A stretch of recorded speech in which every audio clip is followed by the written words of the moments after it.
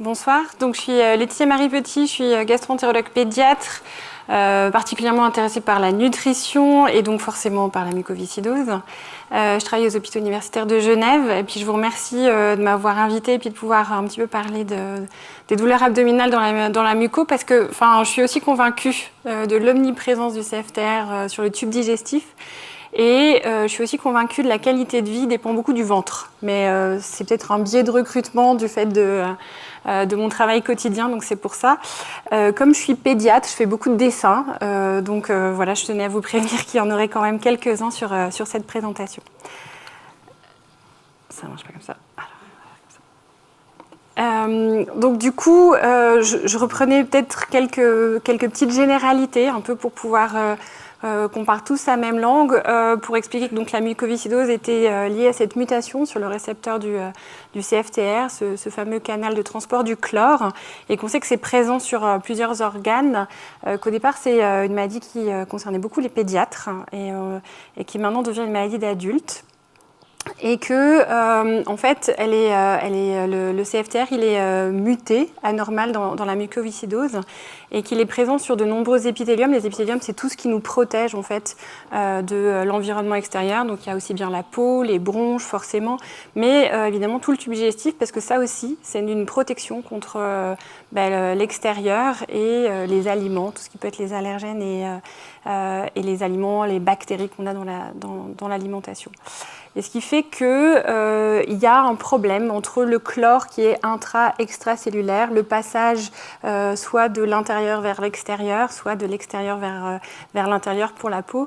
Et au départ, on disait, vous savez que le mécanisme pour le diagnostiquer, c'était la sueur salée, parce qu'on avait en fait le chlore qui restait avec le sodium, et ça c'est la formule de notre sel de table, le NaCl. Qui restait à la surface de la peau, il n'arrivait pas à rentrer à l'intérieur du corps et ça donnait ce goût salé à la sueur. Les conséquences, c'est surtout qu'il peut y avoir une perte accrue de sodium et de chlore et donc de l'eau, parce que l'eau, elle va souvent avec le sel dans les transferts autour de la cellule. Et c'est pour ça qu'on parle autant du risque de déshydratation quand il fait très chaud. Et c'est aussi pour ça qu'on parle autant du fait qu'il ne faut pas boire que de l'eau, mais il faut boire des liquides salés pour pouvoir vraiment se réhydrater quand on a la muco. Mais la même chose est vraie pour tous les organes de la digestion. Et là, c'était juste pour réexpliquer ce fameux test de la sueur, où en fait, comme on mesure le chlore dans la sueur et qu'il n'arrive pas en fait à rentrer dans le corps, eh bien c'est ça qui permet de détecter que ce fameux CFTR, ce canal de transport du chlore, eh bien il le laisse à l'extérieur et on met en évidence du coup pour une première partie la mucoviscidose comme ça. Je vous disais, c'est présent sur tout le tube digestif. Donc là, j'ai repris vraiment ma partie. Je ne vous ai pas parlé des poumons, je ne suis pas suffisamment savante pour ça. Et je vous proposerai du coup, pour la suite, pour vous parler des douleurs abdominales, qu'on fasse un petit peu comme ça l'anatomie pour redescendre et pour voir en quoi chaque organe pourrait être concerné justement par ce CFTR et les transports du chlore anormaux. Donc on commence forcément par l'estomac. L'estomac, je le relie aussi évidemment à la bouche et puis à l'œsophage. Et puis l'estomac, son job habituel, ce qu'il est censé faire, c'est justement recevoir les aliments qu'on a mangés, qui sont du coup brassés, et grâce au jus gastrique, qui est alimenté par la salive, mais qui lui-même, l'estomac produit lui-même aussi des sécrétions, qui sont aussi bien des sécrétions acides que comme de l'eau, il va y avoir un brassage qui va se faire, donc une motricité super forte, des contractions qu'on peut sentir quand on a une gastro-entérite ou autre. Et ça va permettre de commencer à détruire les aliments pour pouvoir les digérer, mais aussi détruire les bactéries et faire progresser ensuite vers le reste du tube digestif. Mais il y a un petit sac, donc il y a quand même une accumulation qui va se faire dans l'estomac. Ce qu'on sait dans la muco, c'est que, comme pour les bronches, le jus gastrique dont je vous parlais, il est beaucoup plus épais. Il est plus pauvre en sel. Et on sait aussi qu'avec la toux, il peut y avoir aussi des sécrétions qui vont être dégluties. Et ces sécrétions dégluties, elles contiennent quand même plus de bactéries potentiellement. Donc il y a une présence de bactéries qui est plus forte au niveau de l'estomac. Du coup, il y a un retentissement sur les capacités de brassage et les capacités de digestion parce que quand il y a moins d'eau, tout ce qui est brassage, motricité, ça se fait moins bien sur le tube digestif. Et le fait qu'il y ait des bactéries, il peut y avoir des bactéries qui commencent à digérer les aliments. Au lieu que ça puisse servir pour passer plus loin, les bactéries, elles vont servir au passage. Il y a également potentiellement une augmentation de la sécrétion acide dans l'estomac parce qu'il y a moins d'eau et il y a pourtant autant d'acidité qui peut être nécessaire. Donc soit cette acidité elle a un bénéfice parce qu'elle peut détruire les bactéries, là ça peut être pas mal, ça marche pas à tous les coups quand même et c'est assez fréquent, ce que je vais vous montrer maintenant, que les patients avec la muco aient aussi bien des problèmes de reflux gastro-œsophagien, donc ça c'est quand l'estomac se remplit et est tellement rempli, pas vidé encore, que le contenu de l'estomac remonte. Et quand il remonte, ça peut poser problème parce que ça peut remonter jusqu'au niveau des poumons. Donc il y a du contenu alimentaire qui remonte dans les poumons et c'est vraiment pas ce qu'on voudrait. Ou alors, ça quand même, dans ce que je relisais un petit peu là en préparant cette présentation, ça peut quand même concerner jusqu'à 90% des patients avec la muco qui décrivent au moins des symptômes de remontée après les repas, probablement parce que l'estomac s'est pas suffisamment vidé, mais ou parce qu'il n'a pas eu le temps de suffisamment se contracter fort pour tout enlever. Ou alors des problèmes d'estomac plein. Moi, il y a plein d'enfants qui viennent me voir qui me disent alors c'est vrai que je les pousse souvent à manger et à avoir une alimentation riche, mais ils me disent non mais là j'en peux plus, je suis vraiment saturée, j'ai voulu manger un Big Mac au McDo, je me suis arrêtée, j'avais super faim, je me suis arrêtée au bout de 3 bouchées et ils me décrivent des espèces de sensations de satiété précoce. Alors qu'ils pourraient avoir faim probablement sur cette mauvaise vidange de l'estomac. Ce qu'on peut faire quand même, et moi je suis amenée à faire très facilement, c'est quand même donner des traitements pour diminuer l'acidité. Parce que cette acidité, elle peut vraiment abîmer la muqueuse, donc la peau de l'estomac, et faire comme des brûlures, des sortes d'ulcérations qui sont quand même extrêmement douloureuses. Et après, on rentre dans un cercle vicieux infernal on n'arrive plus à manger parce qu'on a mal, et puis il y a toujours de l'acidité qui va entretenir cette ulcération éventuellement. On a aussi d'autres traitements qui peuvent favoriser les contractions pour améliorer la vidange de l'estomac. Des fois, c'est un peu contraignant parce qu'il faut les prendre avant de manger, 20 minutes avant, pour que vraiment ça vide l'estomac. À ce moment-là, ça ouvre l'appétit. En plus, ils ne sont pas super efficaces, donc on les essaye. Si ça ne marche pas, moi, je ne les garde pas sur le long cours. On peut aussi essayer d'épaissir l'alimentation, mais là, ça peut avoir un effet secondaire. Épaissir, c'est pour éviter que ça remonte. Mais si c'est plus épais, ça va avoir du mal à descendre. Chaque patient réagissant un peu différemment peut être amené à essayer plusieurs choses. Et puis, moi, ce que j'aime bien aussi, c'est quand même essayer de fractionner l'alimentation. C'est de permettre aux enfants ou aux ados que je vois, toi, tu as le droit de manger tout quand tu veux. Je fais des mots pour l'école, pour qu'ils aient le droit d'avoir leur petite collation à tout moment sur la table. Et puis, voilà, je rajoute des fois des suppléments, même souvent, on va dire, pour justement que la ration alimentaire, elle soit peut-être plus faible en quantité, moins de volume dans l'estomac, mais plus riche. Et là, ça peut quand même aider, mais il faut adapter les enzymes.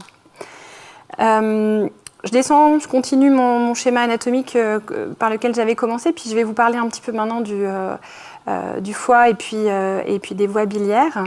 Ça peut être aussi un organe où il y a le CFTR. Et le foie, juste pour revoir avec vous son rôle habituel, il sécrète de la bile. Cette bile, c'est hyper pratique parce qu'en fait, elle contient des sels qui aident vraiment à digérer tout le gras, tout ce qui est aussi bien le beurre, les huiles de l'alimentation, mais aussi à défaire ces chaînes qui peuvent être très grandes et pour le rendre, ce gras du beurre ou de l'huile, vraiment absorbable par notre corps. Mais cette bile, elle est aussi assez pratique parce qu'elle va permettre d'épurer le corps de substances toxiques qui peut aller aussi bien des médicaments qui sont en fin d'action, en fin de durée de vie, des antibiotiques ou d'autres, mais aussi des choses dont on n'a plus forcément besoin et qui après va se retrouver dans les selles Donc c'est quand même assez pratique cette sécrétion de bile. Ce qui se passe en général, c'est que c'est sécrété dans le foie, il y a la production qui se passe dans le foie, ensuite il y a des petits canaux dans le foie, des petits tuyaux qui les amènent pour un stockage dans la vésicule biliaire. Et comme c'est assez bien fichu, une fois qu'on déclenche la prise alimentaire, on commence des contractions de l'estomac, eh bien il va y avoir aussi des contractions de cette petite vésicule biliaire-là qui vont libérer la bile accumulée lors du repas, avant le repas, pour que justement elle soit utile lors du repas. Et que du coup elle vienne faire son job de découper les graisses de l'alimentation au moment du repas. Dans la muco, on parlait, moi j'en ai entendu parler, je ne sais pas si vous l'aviez entendu comme ça aussi, du syndrome de la bile épaisse. De la même façon, c'est une bile qui est moins hydratée, donc qui va contenir moins de chlore, moins d'eau, et qui va avoir tendance du coup à être plus visqueuse parce que moins hydratée. Et ce qui peut se passer, comme elle est plus visqueuse, c'est qu'il peut y avoir des concrétions qui se forment dans la bile comme des petits cailloux, et des petits caillots, on appelle ça les lithiases, peut-être c'est des caillots de la vésicule biliaire, des caillots biliaires, vous aviez peut-être déjà entendu, des cailloux aussi on dit. Du coup, ça peut bloquer la sortie si, comme sur mon schéma, en fait, le caillot, j'ai d'autres schémas, je vais vous montrer juste après, les petits caillots sont dans le tuyau suffisamment gros pour obstruer complètement le tuyau et empêcher la bile de sortir. À ce moment-là, la bile, elle reste dans le foie et on sait qu'elle peut être toxique pour le foie parce que normalement, elle doit sortir, elle doit passer par le tube digestif. Et là, il peut se développer ce qu'on appelle une cirrhose du foie, c'est-à-dire une maladie dont vous avez probablement entendu parler pour d'autres raisons. On parle de la cirrhose des personnes qui sont alcooliques. Là, ça n'a aucun rapport. C'est une cirrhose à cause de la toxicité du foie, où le foie ne peut pas suffisamment se renouveler et refaire des cellules normales à cause des attaques de la bile. Ça, c'est juste résumé par ce petit schéma que j'ai piqué aux étudiants en médecine de l'Université de Genève. C'était juste pour vous montrer les canaux biliaires dont je vous parle. Donc les canaux biliaires, ce sont ces canaux, vous ne me voyez pas, donc ça ne sert à rien que je montre. Tout au long de l'épithélium, cette barrière de protection-là, il y a ça c'est le canal, d'accord ? Et sur le canal, tout en bas sur la diapositive, vous voyez ce canal bleu, le CFTR, le fameux, qui permet la sortie du chlore et donc la bonne hydratation de ce qui est dessiné en vert jaune, là, c'est-à-dire la bile. Ah, le petit pointeur, oui, ça peut aider, très bien, super. Voilà, et donc là, avec le canal qui est muté, ce que vous voyez, c'est que cette bile dont je vous parlais, qui était plutôt jaune-verte, là, elle vire plutôt au kaki, avec ces concrétions dont je vous parlais, qui sont là au stade de toute petite concrétion et pas encore au stade de lithiase ou de caillot. Mais il faut vous dire que ça, c'est un petit canal qui va finir par sortir et s'accumuler. Et du coup, au niveau de la vésicule biliaire, ce qui va se passer, c'est que vont finir par arriver toutes ces petites concrétions qui vont ensuite former des véritables cailloux qui se déposent. Alors, si on peut tous en avoir, j'en ai peut-être moi-même là présentement, des caillots, c'est pas forcément un problème. C'est juste que quand on en a beaucoup, ils vont avoir tendance à se regrouper les uns sur les autres, à devenir plus gros et du coup avoir du mal à sortir et à vraiment s'extraire de ce petit canal de sortie de la vésicule biliaire. Du coup, ça peut poser des problèmes qu'on appelle des coliques hépatiques. Il y a d'autres personnes qui peuvent avoir des coliques hépatiques, mais c'est des choses qu'on peut rencontrer au cours de la muco. Donc, je vous disais, lithiase, caillot, calcul. Et ça donne des douleurs très intenses du fait qu'il y ait une pierre qui peut s'enclaver, comme je vous le montre là sur cette diapositive. Elle peut vraiment bloquer. Et donc, alors que la vésicule biliaire reçoit l'information je dois faire sortir la bile, je dois me contracter, ça doit sortir, eh bien, il y a le caillot qui bloque complètement la sortie. Et donc ça fait mal, ça inflamme la vésicule. C'est pour ça que là, sur la diapositive, elle est toute rouge. On donne, du coup, quand on note sur les premières prises de sang des enfants qu'il peut y avoir justement des signes de cholestase, c'est-à-dire de bile épaisse, d'accord ? On donne un traitement pour fluidifier la bile, qui est l'ursofalque en effet. qui en fait modifie la composition de la bile en rendant les composants de la bile plus sympas les uns avec les autres et leur donne moins envie de faire les petites concrétions du canal que je vous montrais tout à l'heure. Parfois, ça va au stade où, quand on en est comme ça avec une vésicule inflammée rouge, donc on parle de cholécystite, et puis on doit donner des antibiotiques juste à viser de diminuer l'inflammation, et parfois il peut y avoir un traitement chirurgical qui va être nécessaire parce que la vésicule, chroniquement, elle s'inflamme, elle s'infecte, et ça peut quand même être vraiment douloureux, voire dangereux qu'il y ait une inflammation parce que ça peut donner une infection. Donc ça, c'est ensuite une intervention chirurgicale. Il peut y avoir des problèmes hépatiques. Tout à l'heure, je vous parlais de la cirrhose. Ça ne cause pas de douleur. Ça concerne un faible pourcentage des patients, mais c'est quand même une complication qui peut exister toujours à cause de cette accumulation de bile dans le foie qui va être toxique. D'accord ? Ça peut nécessiter une greffe du foie. Ça fait pas forcément mal.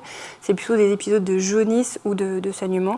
Je ne vais pas forcément insister sur ça, mais c'était juste pour vous montrer que le foie, il est vraiment très remanié, très modifié.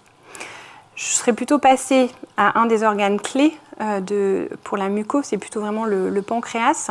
Vous le connaissez bien, j'en suis sûre. Là, je vous ai juste représenté la feuille du pancréas parce qu'elle est toute cachée derrière l'estomac et on la voit moins bien sur le schéma. Puis je vous ai aussi représenté les canaux à l'intérieur qui sont les canaux, parce qu'il y a aussi une sorte de jus de bile pancréatique qui sort et qui se retrouve également dans le tube digestif, là, donc dans cette première portion de l'intestin grêle. Et donc son rôle habituellement, c'est aussi de sécréter un jus pancréatique, un liquide, qui va diminuer les sécrétions acides de l'estomac, parce que vous vous souvenez, on est juste après l'estomac, là, donc lui, il a sécrété plein d'acidité pour détruire les bactéries, et le pancréas, il déverse ses sécrétions juste après. Donc le pancréas, je vous disais, il va sécréter un jus qui va être plutôt basique, pour diminuer, pour tamponner l'acidité. Et il va aussi avoir un rôle de super sécréteur d'enzymes parce qu'il sécrète tout en fait, surtout des enzymes pour digérer les lipides, une grosse lipase, des enzymes pour digérer les protéines et des enzymes pour digérer les sucres. Donc c'est quand même super important pour la digestion. Et en fait, dans la muco, on sait que c'est un organe qui peut être malade dès le départ, c'est-à-dire dès la vie intra-utérine. Du coup, en plus, il ne va pas pouvoir sécréter une substance tampon pour diminuer l'acidité et il peut y avoir des sécrétions acides de l'estomac qui persistent dans l'intestin grêle et qui peuvent donc l'abîmer, l'inflammer ou diminuer l'activité des enzymes qui avaient déjà présentes. Et puis, comme je vous disais, déjà depuis la vie fétale, en fait, il peut y avoir des bouchons qui se forment, tout comme je vous avais montré pour le foie et les canaux biliaires du foie, de la même façon dans le pancréas, des petits bouchons, des concrétions qui se forment dans le pancréas. Et à cause de toutes ces enzymes qui peuvent tout digérer à l'intérieur du pancréas, eh bien, il peut y avoir comme une autodigestion du pancréas qui est déjà présente depuis la vie fétale. Et donc, du coup, il n'assure pas son rôle de sécrétion parce que c'est déjà tout digéré. Donc, il n'y aura pas toutes ces enzymes présentes dans le tube digestif pour aider à la bonne utilisation des nutriments, au bon découpage des nutriments, ce qui donne cette maldigestion des aliments. Donc, pour le pancréas, ce que vous savez, c'est bien sûr que comme il n'y a pas d'enzymes, on a l'obligation pour pouvoir utiliser les aliments de prendre des enzymes externes, des extraits pancréatiques, qui sont surtout pour la digestion des graisses et des protéines, ça c'est vraiment très important.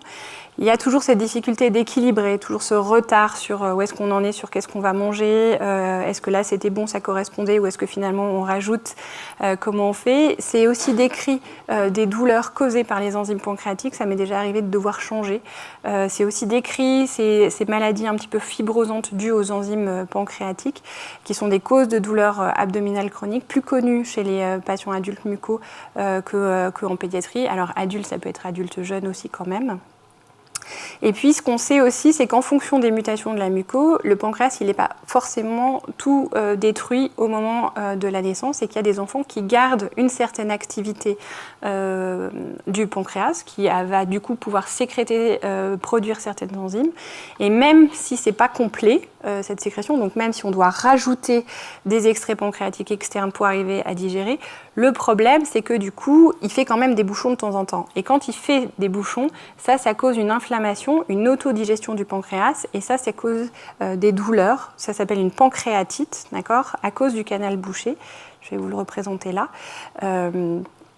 Et du coup, déjà le pancréas ne fonctionne pas bien, donc on a besoin d'enzymes, mais en plus, il peut y avoir des épisodes de pancréatite qui sont extrêmement douloureux.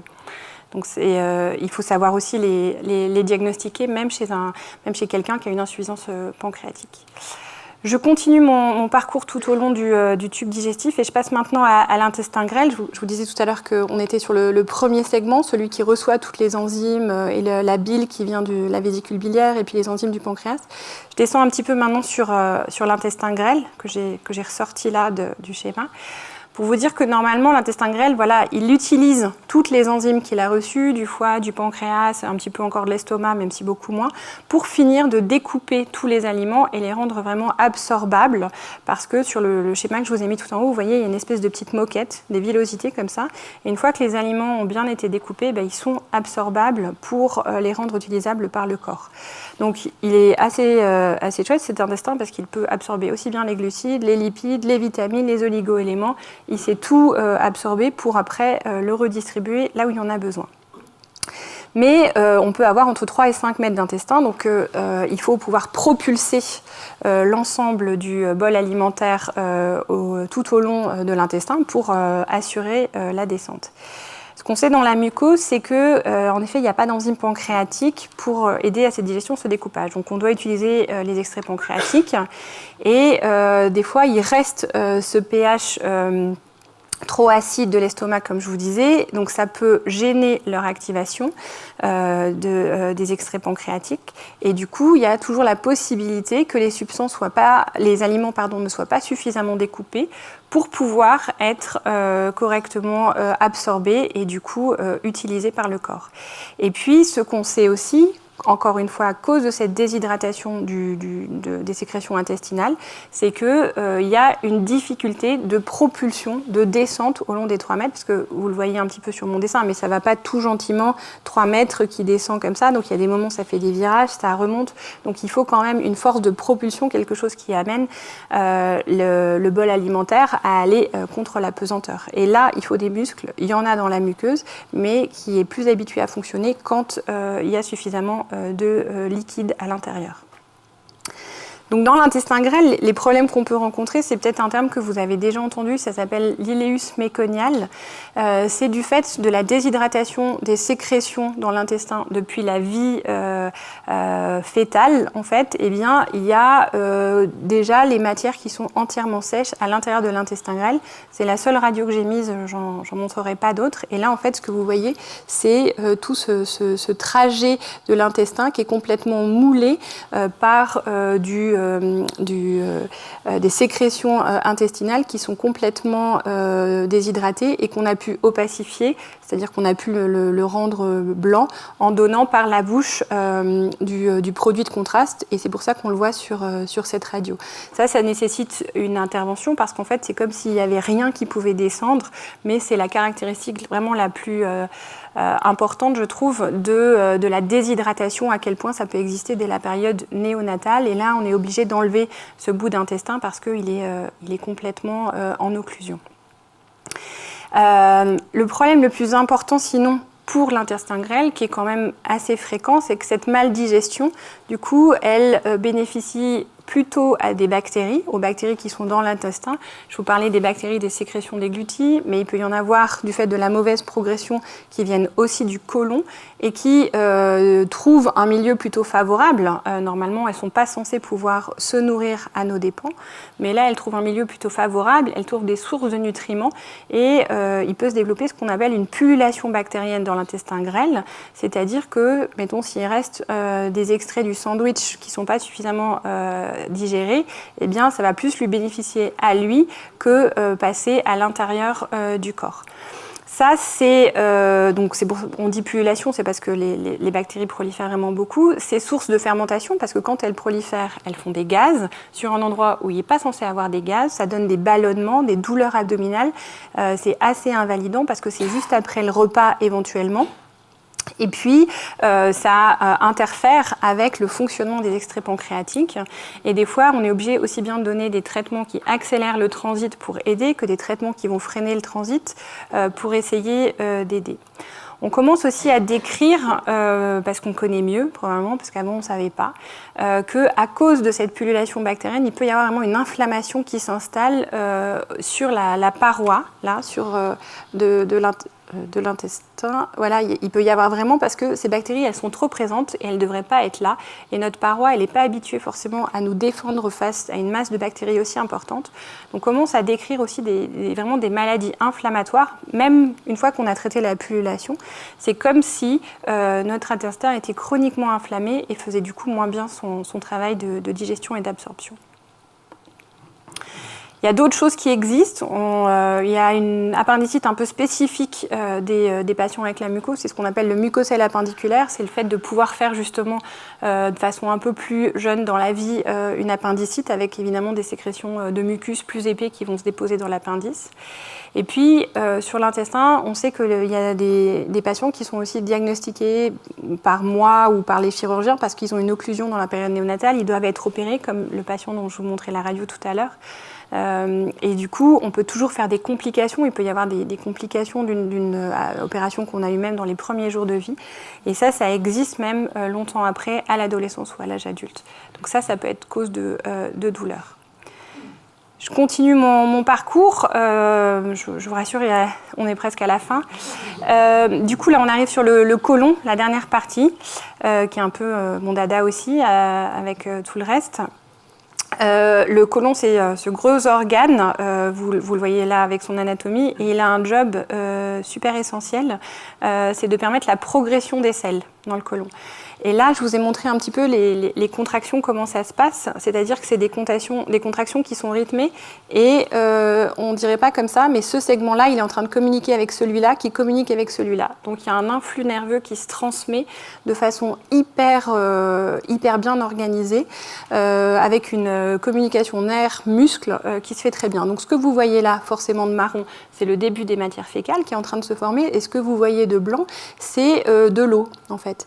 Et cette progression, elle se fait super bien parce qu'on est dans un milieu bien hydraté et parce que les cellules musculaires et nerveuses arrivent à communiquer entre elles et sont reliées grâce à cette consistance. Et progressivement, l'eau arrive à se retirer et à se mettre entre les cellules musculaires jusqu'à pouvoir former des vraies boules de sel et des vrais segments d'eau. Et ça va aider ensuite à ce que les selles, elles progressent tout doucement vers la suite. Mais vers la suite.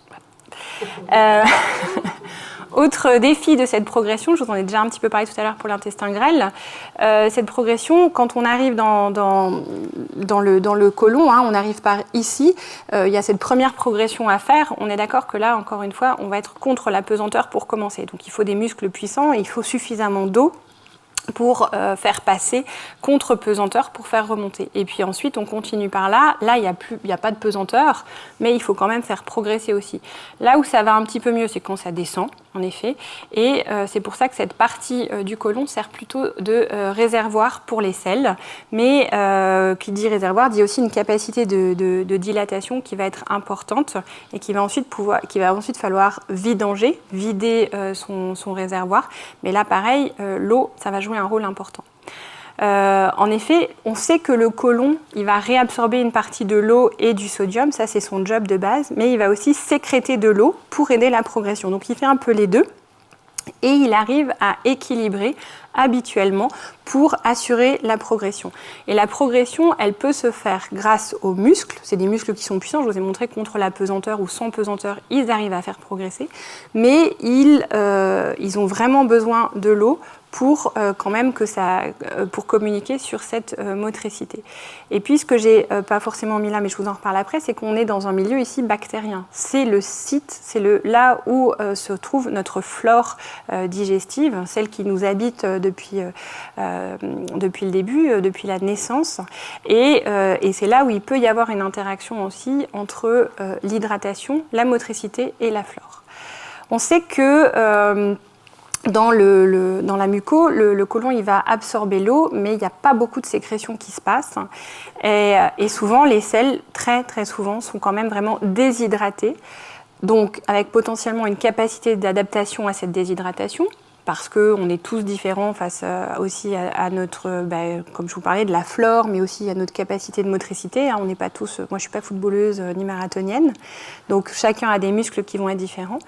Et puis ce qui peut arriver aussi, comme je vous le disais tout à l'heure pour l'intestin grêle, c'est que s'il y a toujours des nutriments, s'il y a des graisses qui sont mal absorbées, s'il y a des sucres qui sont mal absorbés et qui arrivent jusqu'au côlon parce qu'ils n'ont pas été pris en charge avant, mais encore une fois, ils peuvent soit donner la diarrhée, parce qu'ils exercent un pouvoir qui crée la diarrhée dans le côlon, d'accord ? Donc ça peut être sur ça. Soit ils vont nourrir les bactéries, encore une fois, comme dans l'intestin grêle, et produire cette fameuse fermentation, ces ballonnements. Je vous le disais déjà, mais pour tous les nutriments, pour toute la motricité, il y a besoin d'hydratation. Donc du coup, dans le côlon, le problème de la constipation, il est souvent difficile à mettre en évidence parce qu'on est gêné par éventuellement les diarrhées graisseuses, par les graisses dans les selles. Mais quand on arrive à équilibrer un petit peu ces graisses, on a quand même très souvent une constipation qui est présente, un retard, une difficulté de progression. Et en fait, on a une vidange colique qui n'est pas suffisamment efficace, les muscles n'étant pas forcément habitués. Et c'est pour ça que moi, j'ai fréquemment recours à un traitement laxatif qui sont des sucres non absorbés, qui vont obliger la sécrétion d'eau par d'autres mécanismes que le CFTR. Et j'avoue que c'est un traitement qui m'a sauvé bien des situations pour des enfants, donc que j'apprécie particulièrement. Pour ces sucres non absorbés. Mais ça concerne tellement aussi d'autres maladies que pour la constipation, on a la chance d'avoir d'autres traitements possibles. C'est-à-dire qu'on a d'autres boosters, d'autres canaux qui vont aussi aider, parce que des fois, un seul médicament, c'est pas suffisant. Donc, on y travaille et désormais, moi, j'ai fréquemment l'idée ou besoin d'associer des traitements, c'est-à-dire un traitement laxatif avec ces sucres et un traitement activateur de pompe pour aider vraiment la constipation. Il existe également ce qu'on appelle le DIOS, c'est ce syndrome un petit peu avec ou SOID en français, DIOS, SOID, soit on utilise, c'est ce qu'on appelle la Distal Intestinal Obstruction Syndrome. C'est en fait une complète impaction de tout le cadre colique, le cadre que je vous montrais tout à l'heure, par des selles. En fait, il peut y avoir une extension de la constipation sur tout le côlon, qui se manifeste par un tableau d'occlusion, c'est-à-dire on vomit, il n'y a plus du tout de transit, il n'y a plus du tout de motricité. Et c'est là où moi j'ai, pas régulièrement, mais j'ai eu quelquefois des appels par les gastro-entérologues adultes, les collègues de l'hôpital des adultes, pour me dire soit on l'opère, soit tu fais quelque chose. Donc j'ai fait quelque chose, d'accord ? Et c'est quand même quelque chose qu'on connaît en pédiatrie pour en avoir vu, mais c'est des tableaux qui sont très impressionnants avec un gros ventre, il n'y a plus rien qui se passe. Et il faut pouvoir arriver à décoller les selles, à réhydrater tout le cadre colique qui est plein de sels. On sait qu'il peut se manifester avec le temps, comme je vous disais tout à l'heure, à cause des enzymes, cette colite un peu fibrosante. Donc je vous disais, la motricité, elle se fait moins bien. Mais si en plus, il y a pu avoir une sensibilité aux enzymes, on a l'impression que les muscles se transforment un peu en tissu fibreux avec le temps, fonctionnent moins bien, peuvent faire des rétrécissements. Et j'ai mis excès d'enzymes avec un point d'interrogation. Je crois qu'entre ce qui peut être dû à l'inflammation chronique ou à l'excès d'enzymes, il y a probablement quelque chose du mécanisme où on n'a pas tout bien compris. On en parlera peut-être mieux dans quelques années, ou en tout cas, on y travaille à mieux en parler. Enfin, je vous disais, la pullulation bactérienne, je vous disais que le côlon, c'est vraiment le site où il y a les bactéries, le microbiote de notre organisme. Et on sait que, en faisant des cures répétées d'antibiotiques, évidemment, ça agit sur les surinfections pulmonaires bronchiques. En ayant des sécrétions respiratoires dégluties, il y a des bactéries qui arrivent au niveau du côlon qui vont être différentes. Mais ces cures répétées, ces sécrétions respiratoires dégluties, elles vont avoir un impact sur la flore qu'on porte portent en effet. Parce que même si les antibiotiques sont donnés par la veine, ça modifie quand même une partie des bactéries qu'on porte dans le corps et donc dans le côlon. Donc avec ce qu'on commence à savoir aujourd'hui, c'est que quand on prend des antibiotiques, il y a entre 3 semaines et 3 mois de flore qui peut être perturbée. Si on dit 3 semaines, c'est parce que, ou 3 mois, vous me dire, c'est large comme intervalle, on ne sait pas forcément ce qu'on fait. On commence à étudier un petit peu mieux et spécifiquement les choses. Et puis ça peut être dû, comme je vous le disais aussi, à cette présence de nutriments non digérés dans le côlon. Du coup, on essaie de modifier la flore, on essaye de la repousser vers une flore bactérienne qui fonctionnerait mieux sur le plan de la motricité, parce que c'est comme s'il y a certaines bactéries qui avaient un rôle sur les muscles, qui leur disent de mieux bosser, qui les nourrissent les cellules. Donc moi j'ai excellent espoir sur les traitements probiotiques et c'est pour ça peut-être que je vous ai autant parlé de caca, alors que voilà, on est dans une atmosphère peut-être beaucoup moins, c'est plus parce que c'est aussi mon quotidien, mais j'ai vraiment bon espoir qu'un jour on arrive aussi avec des combinaisons de traitements vivants, voilà, à améliorer les choses tant sur la motricité que sur la vidange, parce que ça joue vraiment un rôle sur la qualité de vie, les symptômes, les ballonnements. Je finirai un petit peu sur justement ces potentiateurs, ces correcteurs du CFTR, parce qu'en fait, avec le ventre, dans ce que je retrouvais comme information, c'est que les premières choses qui ont été publiées, quand on regarde après sur le versant du tube digestif, là, je n'ai pas regardé pour les poumons et les améliorations du VEMS ou tout ça, les premiers effets qu'on a vus, c'est sur l'état nutritionnel. Donc forcément, c'est parce qu'on respire mieux qu'il doit y avoir quelque chose qui se passe sur le plan nutritionnel. Je ne peux pas me contenter de juste cette assertion. Donc du coup, je me dis qu'il doit y avoir forcément aussi quelque chose qui marche sur le tube digestif, que sûrement, il y a peut-être des choses qui s'améliorent sur la fonction pancréatique, mais là encore, à mon avis, ça dépend vraiment du type de mutation et de ce qu'on peut récupérer. Il y a certains patients qui nous ont dit qu'ils avaient pu baisser les extraits, qu'ils se sentaient vraiment mieux. Moi, je pense que ça peut vraiment jouer sur les sécrétions avec de l'estomac, donc une amélioration du pH dans l'intestin. Je vous disais, ça peut vraiment inflammer si le pH il est trop acide dans l'intestin, et donc ça peut améliorer les capacités de digestion au-delà du pancréas. Ça a été montré également que ça pouvait améliorer les symptômes de reflux. Donc si c'est le reflux, là on parle de la vidange, de la motricité, et donc probablement ça a été montré aussi que ça diminuait ces aspirations dans le poumon. Il y a des traitements correcteurs qui sont en cours d'évaluation pour cette maladie du foie dont je vous parlais tout à l'heure, la cirrhose du foie. Et on parlait même du coup d'une association potentiateur-correcteur avec des probiotiques. C'est pour ça aussi que je crois que c'est une voie d'avenir. Il y en a qui commencent à en parler pour se dire que il y a peut-être des choses qu'on pourrait faire, en tout cas pour la visée digestive, en association, qu'il faudrait regarder. On a malheureusement pas l'idée de chacun ce qu'on porte comme flore, donc il y a encore besoin du temps pour ensuite, une fois qu'on saura de quoi chacun est fait, pour ensuite pouvoir améliorer et donner un traitement probiotique. Mais je pense quand même que c'est une voie d'avenir. Donc je finirai juste par vous dire que, bon, comme on disait, la mucose, c'est la maladie du CFTR, c'est ce qui est donc une barrière, une mutation sur une barrière entre l'intérieur et l'extérieur, et ça peut vraiment toucher tout le tube digestif.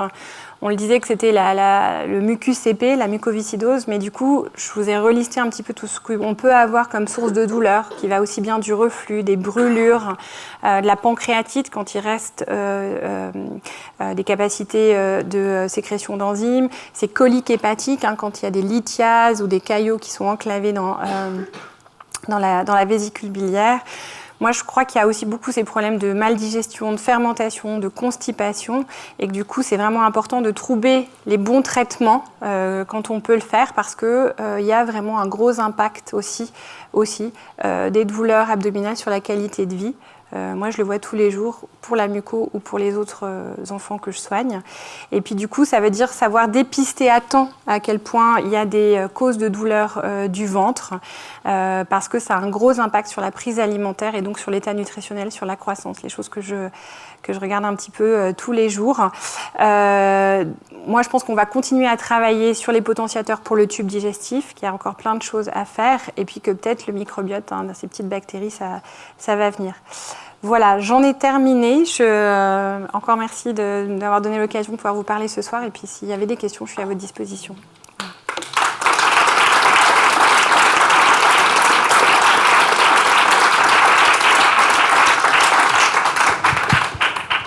Merci beaucoup. Je crois que c'était une magnifique revue du tube digestif, bien illustrée. Est-ce que vous avez des questions ?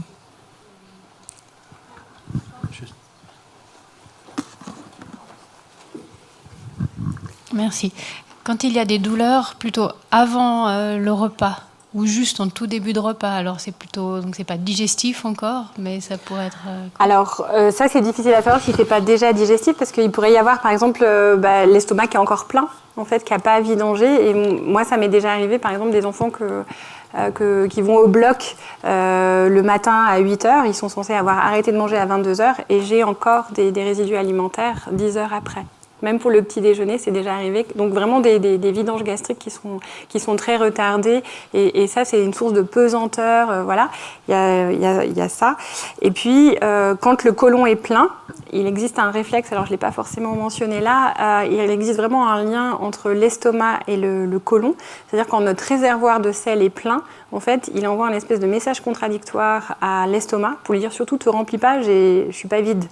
Et donc ça arrive régulièrement que en faisant une espèce de training ou de rythme de vie, ou quand les enfants ils n'arrivent pas à commencer à manger ou qu'ils ont déjà mal avant de manger, le fait d'aller aux toilettes, ça les améliore. Donc c'est des pistes que j'explorerai. À ce sujet, les adultes doivent avoir un dépistage du cancer du côlon un peu plus tôt, oui, tout à fait, que la population non muco. Et dans certains centres, comme à Londres, ils ont un protocole maintenant pour la préparation à la colonoscopie qui dure une ou 2 semaines. Oui. Alors que d'habitude, c'est 24-48 heures, quelque chose comme ça. Donc de préparation avec des aliments sans résidus, interdits, etc. Voilà, ouais, tout à fait.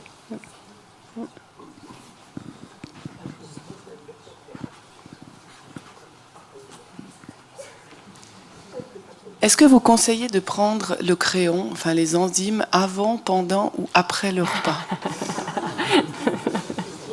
J'adore cette question. En même temps. en même temps que le repas, en sachant que des fois, vu la dose, c'est difficile de tout prendre tout d'un coup, je trouve. Donc en fait, quand on commence à manger, moi je conseille de commencer les enzymes et puis de les étaler un petit peu au cours du repas. En espérant qu'il ne mange pas en 5 minutes. Enfin, je ne sais pas comment mon patient, mais j'essaye justement de faire durer le repas et de permettre qu'il y ait quelque chose qui se passe sur 20 minutes de cette façon-là.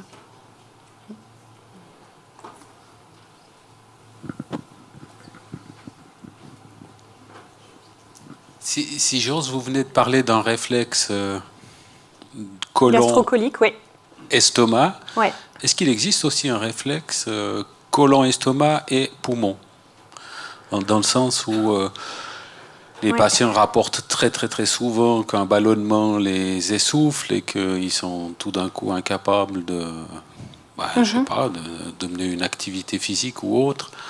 Et dans ces cas-là, qu'est-ce que vous proposeriez comme mode d'action ou levier d'action au niveau digestif ?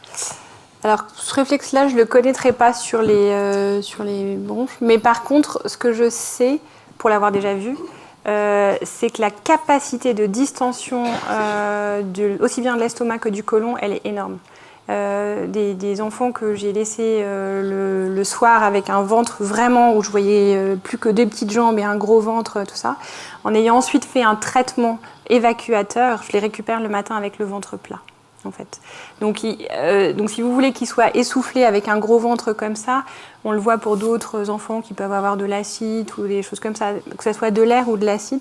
Je pense que ça peut tellement appuyer, enfin, je sais pas, voilà, que voilà, j'ai vu des distensions vraiment majeures juste par l'air de la fermentation, les ballonnements, ou juste quand il y a tellement de matières fécales qui ont besoin de sortir. C'est impressionnant ce qu'on peut garder à l'intérieur. Hein. Moi, des fois, Je ne crois pas qu'il existe de réflexe sur colon-poumon, enfin à ma connaissance. Je sais pas. Non, mais sans réflexe, il y a quand même quelques interactions, parce que le reflux gastrique que vous avez mentionné aussi, ça peut faire tousser, ça peut interagir. C'est pas des réflexes, mais... Voilà. Et puis quand on a le ventre tout gonflé, c'est gênant pour respirer aussi, évidemment. Oui, vous avez parlé des antibiotiques au niveau de la flore intestinale. Le problème, c'est quand ils ont un mois d'un antibiotique, un mois d'un autre antibiotique, on fait comment? On fait au mieux. On fait au mieux. Alors, j'ai aucune action dans aucune firme de probiotiques ou de choses comme ça. Mais il y a quand même une amélioration possible. Donc, ce serait bien de prendre des probiotiques. C'est bien de prendre des probiotiques, de toujours discuter. Alors, c'est pas forcément pour tous les patients valables. Quand on a une voie veineuse centrale, un PAC et tout ça, c'est pas forcément possible de prendre toujours des antibiotiques parce qu'on a décrit, nous, dans les études, dans les registres de surveillance, qu'il y avait certains bactéries, certains champignons qui s'étaient mis sur les cathéters centraux, en fait. Ça a été décrit.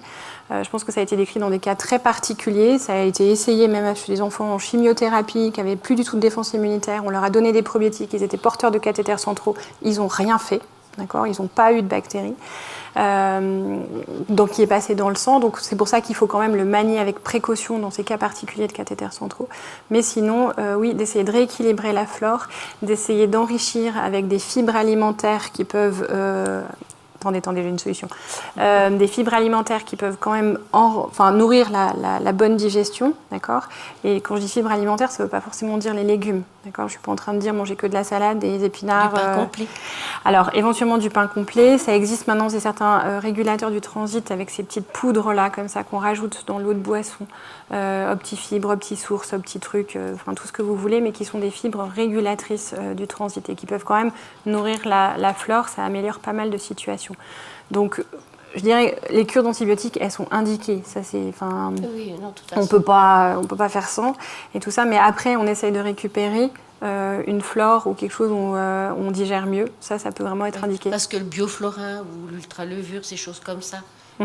Tout à fait. C'est bien de donner pendant aussi la cure. Ça peut être donné pendant la cure. Il faut juste voir quel antibiotique, parce que vous savez qu'il y en a certains, si on donne le bioflorin alors que c'est pile la même activité de l'antibiotique contre le bioflorin, ça n'a pas d'intérêt du coup. Donc il vaut mieux le donner après ou prendre un autre probiotique qui n'est pas détruit par l'antibiotique. D'accord. Et il y en a qui ont différentes activités. Il y en a qu'on a testé sur la motricité.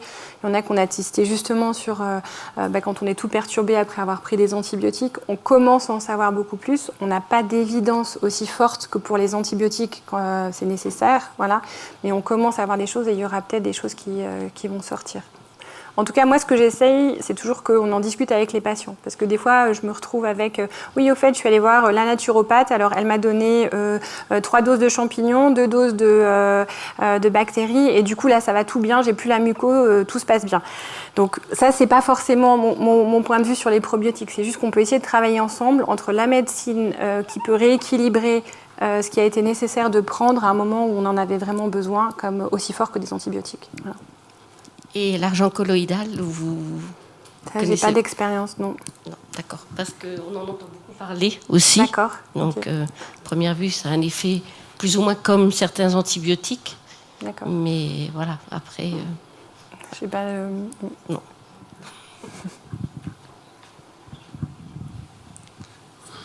Moi, j'ai une petite question, qu'on entend souvent, c'est le rôle ou la probabilité d'avoir une intolérance au lactose.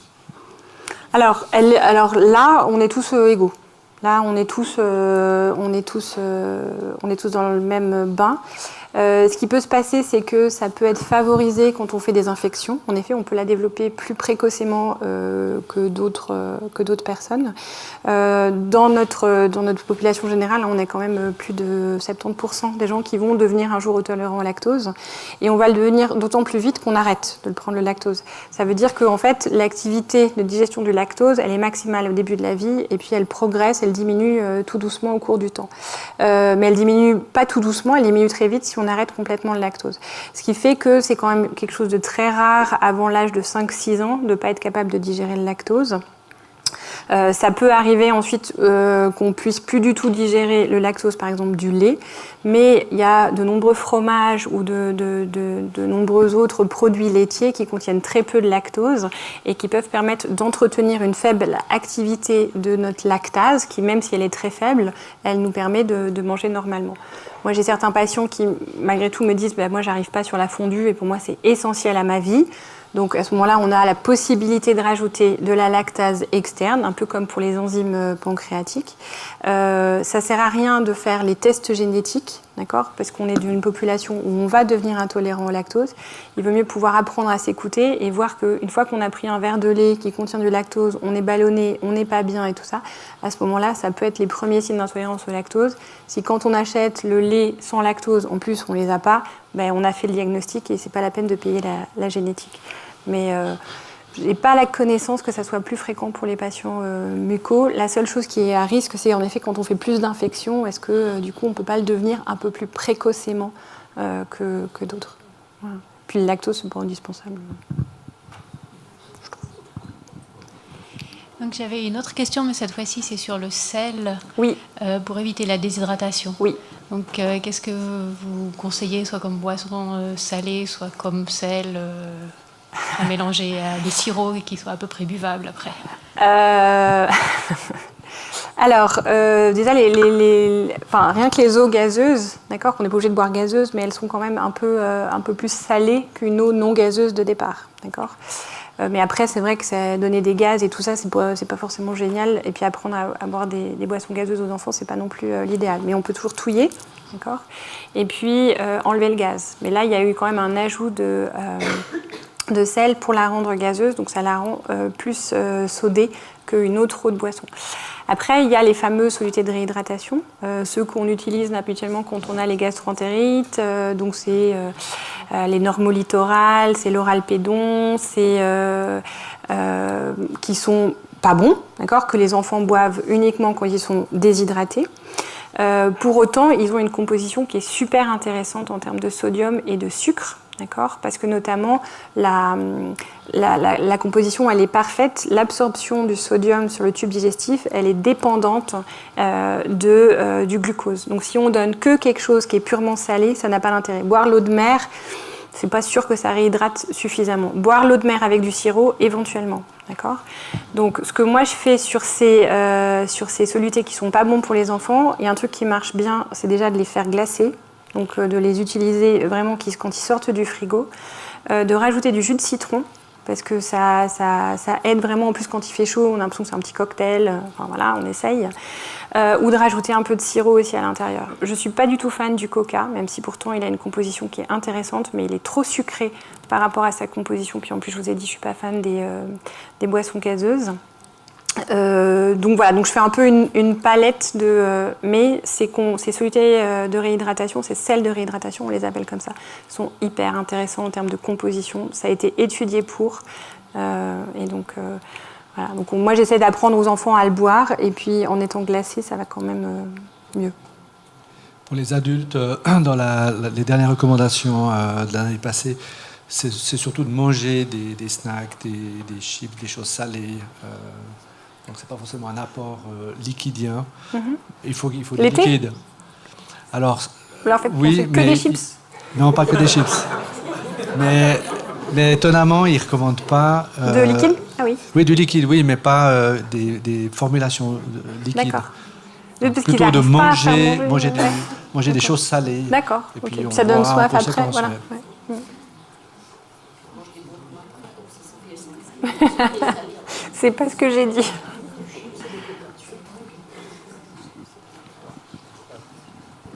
c'est pour le même thème sur les boissons salées. Est-ce que l'Isostar, le Gatorade, c'est...